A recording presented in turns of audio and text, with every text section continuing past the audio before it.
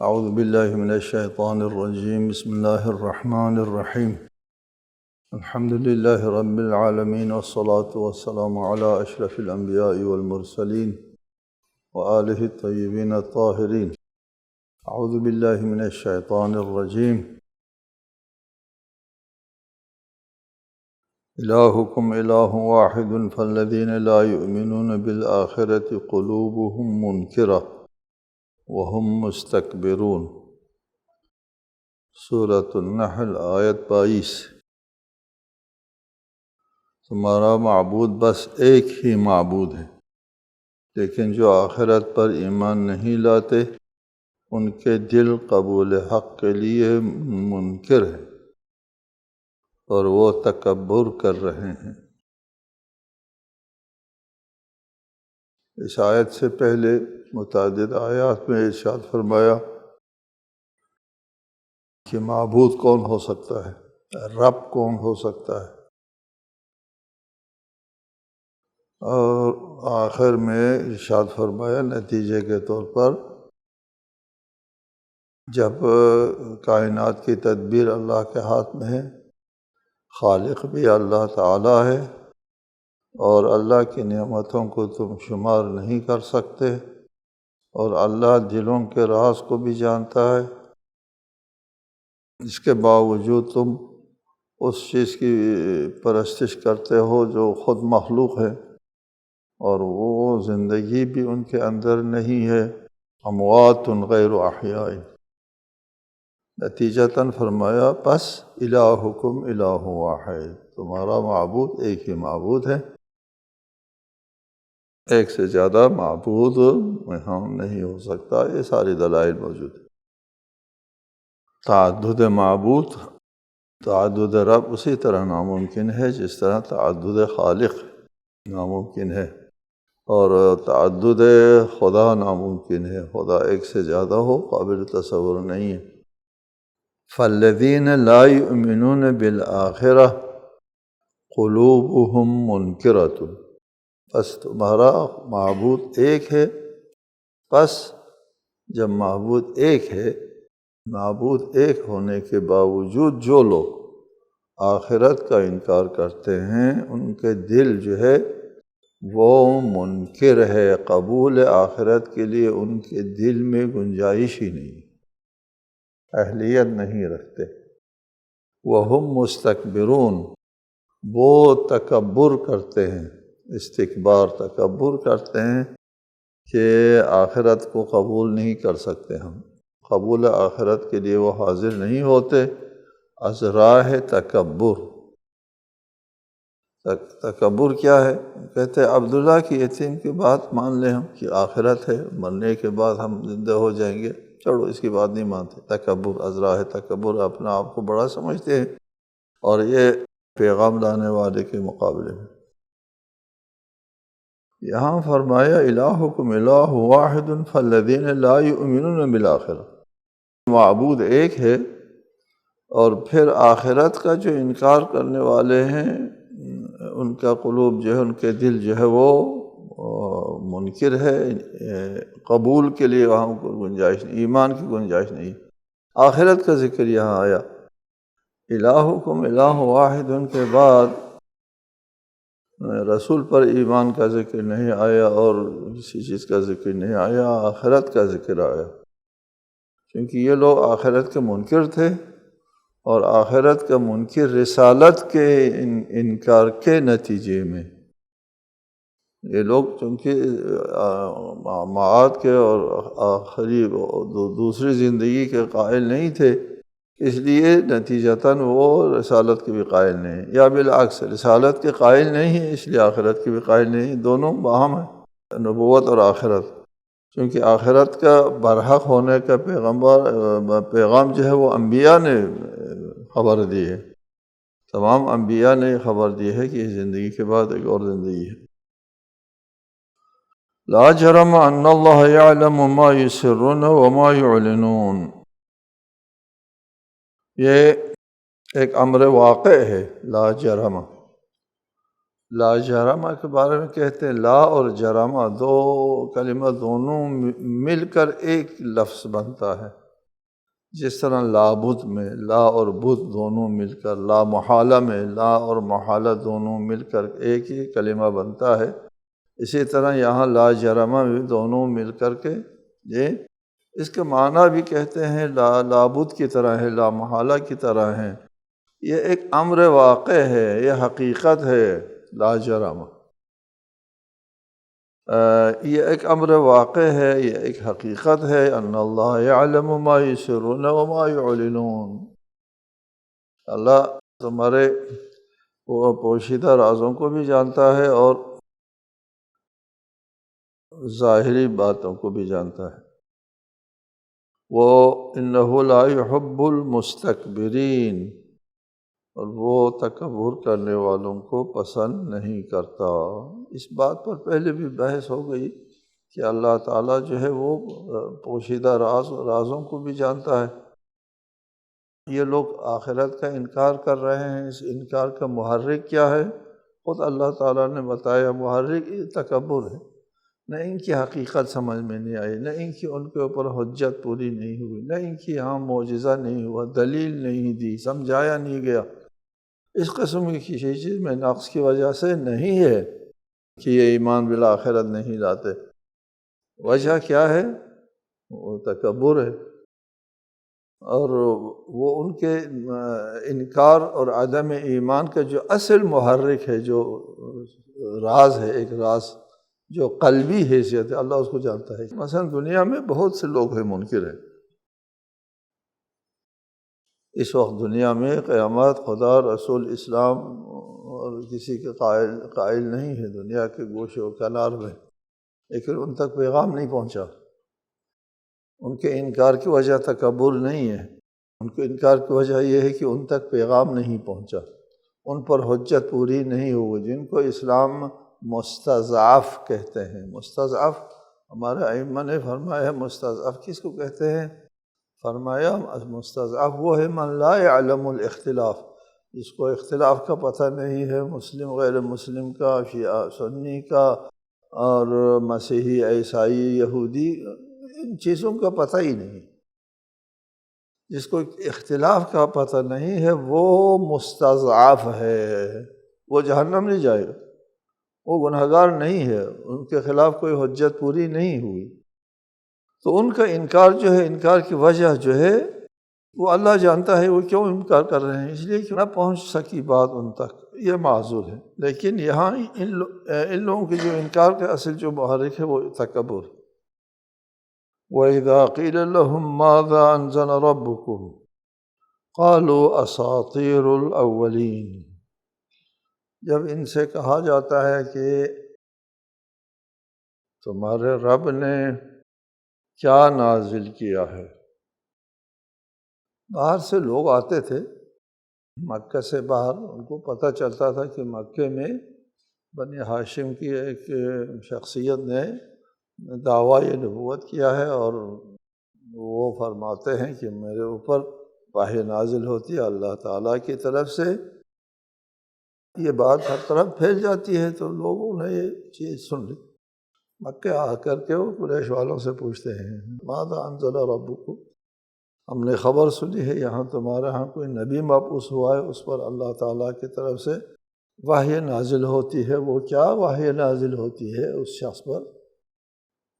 کہتے ہیں کہ ہاں وحی نازل ہوتی ہے، اساطیر الاولین ہے، یہ داستان، ہاں یہ پارینہ ہے، نوح کے زمانے کی داستانیں سناتا ہے، اور یہ قوم ہود ہو، قوم سمود ہو، قوم صالح ہو، قوم شعیب ہو، فرعون، حامان، شداد ہو، قدیم داستانیں سناتا ہے۔ اساطیر، اسطورہ داستان کہتے ہیں۔ کوئی وحی نازل نہیں ہوتی، ٹھیک ہے جی۔ پھر لوگوں کو وہاں سے واپس کرتے ہیں، حرف حق سننے نہیں دیتے، رسول کے پاس نہیں جانے دیتے، قرآن آیت سننے کے نوبت نہیں آنے دیتے یہ لوگ، یہ بات کر کے ان کو واپس کرتے ہیں۔ یہ باہر سے تحقیق کے لیے جو لوگ آتے ہیں، اس رسول اسلام کو جاننے کے لیے لوگ آتے ہیں، ان کے راہ میں یہ لوگ حائل ہو جاتے ہیں، اور اس قسم کے چھوڑو داستان پارینہ ہے، کہان واحد نازل ہوتی ہے، کوئی فرشتہ بھی نازل ہوتا، یہ جھوٹ بولتا ہے، یہ سارے باتیں خود ساختہ ہے کر کے ان کو واپس کرتے ہیں، لوگوں کو ہدایت کی طرف نہیں آنے دیتے۔ ان کے بارے میں فرماتے ہیں لِيَحْمِلُوا أَوْزَارَهُمْ كَامِلَةً يَوْمَ الْقِيَامَةِ وَمِنْ أَوْزَارِ الَّذِينَ يُضِلُّونَهُمْ بِغَيْرِ عِلْمٍ أَلَا سَاءَ مَا يَزِرُونَ۔ وہ یہ لوگ یہ باتیں اساطیر الاولین کر کے لوگوں کو واپس کرتے ہیں، ان کا اگرچہ ان کا جو ہے وہ نہیں ہے، مقصد تو یہی نہیں، لیکن ان کی اس عمل کا مقصد اور نتیجہ یہ ہوتا ہے لِيَحْمِلُوا أَوْزَارَهُمْ كَامِلَةً، وہ لوگ جو گمراہ رہ گئے ہیں، ہدایت حاصل کر سکتے تھے، ان کا وبال اور ان کا گناہ کا بوجھ بھی خود اٹھائیں، اپنے گناہ کے بوجھ کے ساتھ، کاملتاً، یہ مکمل گناہ۔ جب یہ لوگ قابل ہدایت ہو سکتے تھے، رسول آپ کے پاس آنے نہیں دیا، اور یہ اسی قسم کی باتیں سن کے ان کی باتوں کے اوپر عمل کر کے واپس چلے گئے۔ یہ جو واپس جانے والے لوگ اور گمراہی کے اوپر جو باقی رہے ہیں، یہ خود بھی مسئول ہے، یہ مزید تحقیق کر سکتے تھے، مزید رسالت مآب کو تلاش کر سکتے تھے، ان کے پاس بیٹھ کے قرآن سن سکتے تھے، لیکن ان لوگوں نے ان کی باتیں جو ہے وہ سن کر کے اس پر اطمینان کر کے قبول کر کے واپس چلا گئے، خود گمراہ رہے، یہ بھی ضل ہے۔ ان کے گناہ خود اپنے گناہ صاحب کاملتاً، ان کے جتنے بھی گناہ ہیں مشرک رہے ہیں، یہ ان کے مکمل 100% گناہوں کا بوجھ یہ لوگ اٹھا رہے ہیں جنہوں نے ان کو گمراہ کیا ہے۔ لِيَحْمِلُوا أَوْزَارَهُمْ كَامِلَةً يَوْمَ الْقِيَامَةِ وَمِنْ أَوْزَارِ الَّذِينَ يُضِلُّونَهُمْ بِغَيْرِ عِلْمٍ، بغیر علم کے ان لوگوں کا بوجھ بھی کاملاً اٹھاتے ہیں جن کو ان لوگوں نے گمراہ کیا، اپنا بوجھ بھی کاملاً اٹھاتے ہیں، اور جن کو ان لوگوں نے گمراہ کیا ہے ان کا بوجھ اور ان کے گناہ کا بوجھ بھی خود اٹھاتے ہیں۔ الا ساء ما یزرون، یہ جو بوجھ اٹھاتے ہیں وہ کتنا برا بوجھ اٹھاتے ہیں یہ لوگ۔ یہ ایک ابدی زندگی کے لیے کسی کی گناہ کا اپنے سر لے لینا، یہ بہت برا بوجھ ہے۔ انسان اپنے سے جو گناہ سرزد ہوئے ہیں، ان گناہوں کے لیے عذاب جہنم برداشت کرنا ممکن نہیں ہے۔ اب جتنے لوگ گمراہ ہو گئے ہیں ان کی وجہ سے، تو ان سب کے گناہوں کا بوجھ بھی اس کے اوپر آئے گا۔ اس کا مطلب کیا ہے؟ جہنم تو جاتے ہیں سب، ٹھیک ہے، مشرکین میں سے جن لوگوں نے یہ خود گمراہ رہا ہے، کسی نے کسی کو گمراہ نہیں کیا، وہ بھی جہنم میں، اور دوسرا جس نے خود بھی شرک کیا اور بہت سے لوگوں کو گمراہ کیا، وہ بھی جہنم میں، ٹھیک۔ تو ان دونوں کا عذاب ایک جیسے ہوگا؟ ایسا نہیں ہوتا۔ کل بھی عرض کیا تھا کہ وہاں کے نظام اور ہے۔ ایک شخص آگ میں جلتا ہے، درجہ حرارت اس کے لیے فرض کر لیجیے کہ 2000 ہے، جو دونوں دوسرے لوگوں کو بھی گمراہ کرتے ہیں کہ ہر ایک کا درجہ حرارت، کس درجہ حرارت میں اس نے جلنا تھا، ایک کے درجہ حرارت میں یہ مبتلا ہو جائے گا، درجہ حرارت میں اضافہ ہو جائے گا، عذاب میں اضافہ ہو جائے گا۔ جنت میں بھی یہی ہے، جنت میں ایک جگہ ہوں گے، مثال دی جاتی ہے کہ جناب خدیجۃ الکبریٰ اور رسول اللہ صلی اللہ علیہ وآلہ وسلم ایک جگہ ہوں گے نا، ایک دسترخوان پہ کھانا کھائیں گے، ایک ہی جگہ ہوں گے، دونوں کا درجہ ایک جیسا ہے؟ نہیں ہے، دسترخوان ایک ہے، کھانا بھی ایک ہے، جگہ بھی ایک ہے، تو سب ایک جیسے ہو گئے؟ نہیں، جو کھانا رسول اللہ تناول فرمائیں گے اپنے درجے کے مطابق وہ کھانا لذت دے گا، اور خدیجہ کو اپنے فضیلت جو اپنا مقام ہے اس کے مطابق، یہ ہے آخرت کا نظام، اس طرح ہے۔ تو ادھر بھی اسی طرح ہے کہ ایک شخص اگر جلتا ہے آتش میں، وہ درجہ حرارت جو ہے اتنا اضافہ ہو جائے گا جتنے لوگوں کو اس نے گمراہ کیا ہے۔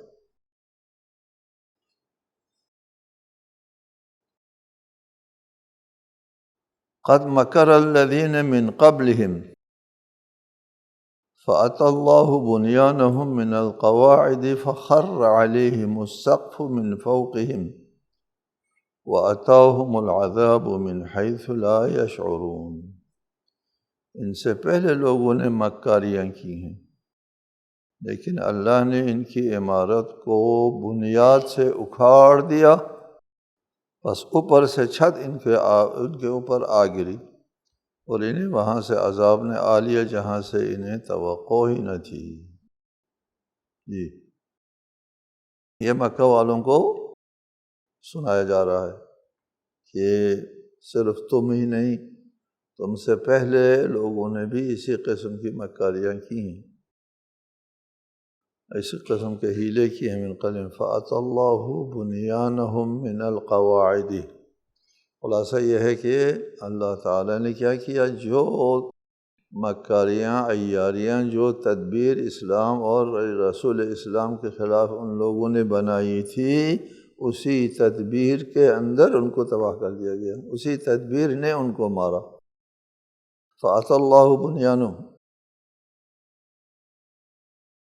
جی اللہ تعالیٰ نے ان کی عمارت کی بنیاد اکھاڑ دی اور وہ چھت ان کے اوپر گر گئی، یعنی جو عمارت انہوں نے بنائی تھی اسلام کے خلاف، اسی عمارت کے اندر یہ لوگ تباہ مر گئے۔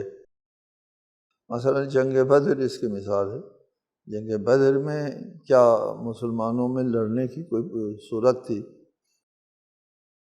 کوئی ساز و سامان بھی نہیں ہے، 2 گھوڑے سے زیادہ گھوڑے بھی نہیں تھے، کھانے پینے چیزیں، تمام دنیاوی جو وسائل اسباب ہوتے ہیں کسی جنگ لڑنے کی، ان میں ایک بھی نہیں ہے، اور ادھر مسلح ہے اور ٹھیک ٹھاک ان کے پاس ذرائع ہے، وسائل بھی سب کچھ ہے، وہ مارے گئے۔ ٹھیک ہے، اسی جنگ نے ان کو ختم کیا، جس جنگ کو ان لوگوں نے خود اٹھایا۔ اسلام تو نہیں جنگ کرنا چاہتے تھے اس وقت، جی اس جنگ کو، اس عبارت کو، جنگ کی عمارت کو ان لوگوں نے بنائی تھی، اور اسی عبارت کے نیچے دب کر کے وہ مر گئے، اور اسی جنگ کے نتیجے میں وہ قریش کا کوئی گھر باقی نہیں تھا اس وقت، کوئی مارا نہ گیا ہو۔ جی شکست فاش۔ تو جو اسلام کے خلاف سازشیں کی ہیں تم سے پہلے لوگوں نے، وہ اسی سازش کے تحت جو ہے وہ ختم ہو گئے ہیں۔ یہ دنیا میں ایسا ہوا ہے۔ ثم یوم القیامت یخزیہم ویقول این شرکائی الذین کنتم تشاقون فیہم قال الذین اوتوا العلم ان الخزی اليوم والسوء علی الکافرین۔ پھر اللہ انہیں قیامت کے دن رسوا کرے گا اور ان سے کہے گا، کہاں ہیں میرے وہ شریک جن کے بارے میں تم جھگڑتے تھے؟ اس وقت صاحبان علم کہیں گے، جی صاحبان علم کہیں گے۔ آج کافروں کے لیے یقیناً رسوائی اور برائی ہے، صاحبان علم یہ کہیں گے۔ یہ دنیا کا عذاب ہوگا۔ دنیا کا عذاب یہ ہے کہ جو سازش انہوں نے اسلام کے خلاف بنائی تھی، اسی سازش کے یہ خود نظر ہو جائے۔ پھر اس کے بعد قیامت کے دن یخزیہم، ان کو رسوا کرے گا اللہ تعالیٰ، اور وہاں ان کے اوپر سوال آئے گا، کہاں ہیں تمہارے وہ شریک جو تم کہتے تھے کہ وہ ہمارا روزی دینے والا ہے، وہ ہم کو فتح و نصرت دینے والا ہے، اور وہ ہمارے یہ وہ، کہاں ہے تمہارے وہ شریک جو اللہ کے مقابلے میں تم لوگوں نے بنا کے رکھا تھا؟ لے آؤ ان کو۔ ایک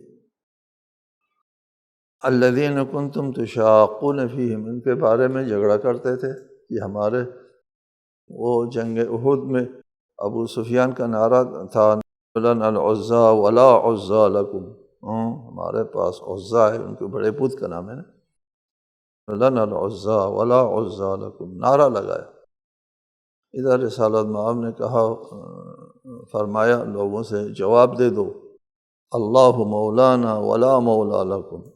تو نعرے کا نعرہ دینا بھی ایک سنت ہے۔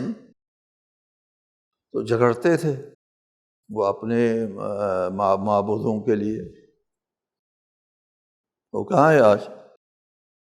ایک ان کے پاس کوئی جواب تو نہیں ہوگا، وہاں کوئی شریک مریک کا تو وہ پردے ہٹ چکے ہوں گے، حقائق سامنے آ چکے ہوں گے، یہ شریک مریک ایک واہمہ سے زیادہ نہیں تھا، وہ سمجھ گئے ہوں گے کیا جواب دیتے یہ۔ لیکن اہل علم آگے آئیں گے یہاں پہ، یہ قال الذین اوتوا العلم، ان لوگوں نے کہا جن کو علم دیا گیا ہے، کیا کہا؟ ان الخزي اليوم والسوء علی الکافرین، رسوائی اور برائی آج کے دن کافروں کے نصیب میں ہے۔ یہاں قال الذین اوتوا العلم، اہل علم نے کہا، علماء نے کہا، ہمارے احادیث میں ہے کہ اوتوا العلم ہم ہیں، ائمہ علیہ السلام نے فرمایا کہ وہ اہل علم ہم ہیں، ہم ان کو اپنی قسمت کا فیصلہ سنائیں گے۔ یہ روایت اور یہ حدیث اس آیت کی تشریح میں دوسرے آیت کے ساتھ اس کی 100% مطابقت ہے۔ وَعَلَى الْأَعْرَافِ رِجَالٌ، یہ اعراف کہتے ہیں نا اونچی جگہ کو، قیامت کے دن ایک اونچی جگہ ہوگی، وہاں پر کچھ مردان حق ہوں گے۔ وَعَلَى الْأَعْرَافِ رِجَالٌ يَعْرِفُونَ كُلًّا بِسِيمَاهُمْ، وہ رجال جو اعراف کے اوپر ہوں گے وہ سب کو ان کی شکلوں سے پہچانیں گے۔ یہ قابل توجہ آیت ہے، یعرفون کلا بسیماہم، سب کے چہروں سے پہچانیں گے۔ پھر آخر میں اس میں آیت میں یہی اعراف کے جو رجال ہے وہ وہاں پر اعلان کریں گے، ایک اعلان کریں گے۔ فَأَذَّنَ مُؤَذِّنٌ، ان میں سے ایک اعلان کرنے والا اعلان کرتا ہے، لعنت خدا ہو ظالموں پر، ظالم اللہ کے رحمت سے دور ہو، یعنی ان کو جہنم کی طرف روانہ کرنے کا اعلان کریں گے، جن کو ہم کیا کہتے ہیں؟ قسیم النار والجنہ کہتے ہیں، ٹھیک ہے؟ وہ یعرفون کلا بسیماہم، سب کو پہچانیں گے، ان کو کہتے جہنمی ہے، جو ادھر جہنم، ہاں جی، ان کو پہچانا کہ یہ ہمارے دوستدار ہیں، مومن ہیں اور ایمان والے ہیں، ان کو ادھر۔ ہمارے ائمہ نے فرمایا اتنا عمل کرو کہ کل قیامت کے دن ہم تم کو پہچان سکے، ٹھیک ہے؟ اس خوش فہمی میں نہ رہو۔ امیر المومنین علیہ السلام نے فرمایا نا، انا المؤذن فی الدنیا وانا المؤذن فی الآخرہ، میں دنیا کا بھی مؤذن ہوں اور آخرت کا بھی مؤذن ہوں۔ دنیا کا مؤذن کیا ہے؟ وَأَذَانٌ مِّنَ اللَّهِ وَرَسُولِهِ، یوم حج اکبر جو ہے سورہ براءت کا اعلان کرنے والا بھی علی ہے، اور اعراف میں جنتی اور جہنمیوں کے علیحدگی کا اعلان کرنے والا بھی علی ہے۔ انا المؤذن فی الدنیا وانا المؤذن فی الآخرہ، جی۔ لیکن یہاں کیا ہے؟ سب سے پہلے قابل توجہ ہے، یعرفون کلا بسیماہم، شکلوں سے پہچانیں گے۔ تو ہم کو شکل ایسی بنانا چاہیے کہ وہ قسیم النار والجنہ ہم کو پہچان لے،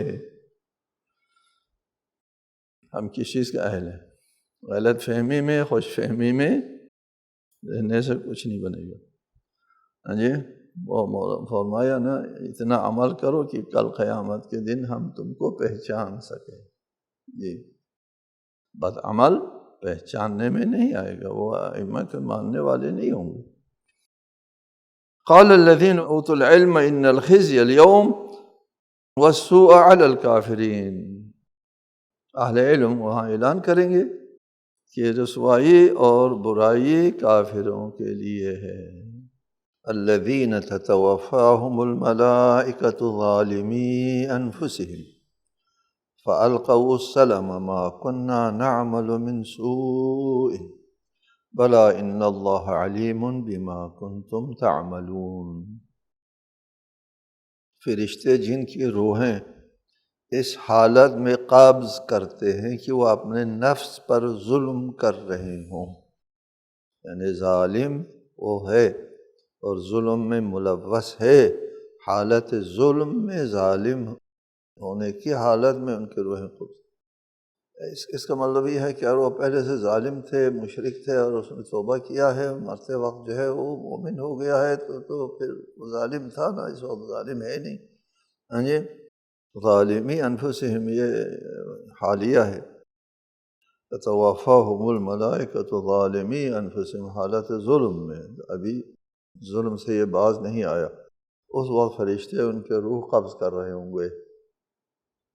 فَأَلْقَوْا السَّلَامَ، اور وہ ادھر تسلیم کرنا شروع کر دے گا. یہ وقت گزر گیا، موت سامنے آ گئی، اس دنیا سے اس کا رابطہ کٹ گیا، اور اس دنیا کی چیزیں سامنے آنا شروع ہو گئی. اس وقت یہ کہتا ہے کہ اب ہم تسلیم کرتے ہیں. اس کا کیا فائدہ ہوا؟ مَا كُنَّا نَعْمَلُ مِن سُوءٍ، ہم تو برا کام کرتے نہیں تھے، انکار کریں گے. بَلَىٰ إِنَّ اللَّهَ عَلِيمٌ بِمَا كُنتُمْ تَعْمَلُونَ. اس پر مزید گفتگو انشاءاللہ آئندہ ہوگی. والسلام علیکم ورحمۃ اللہ وبرکاتہ.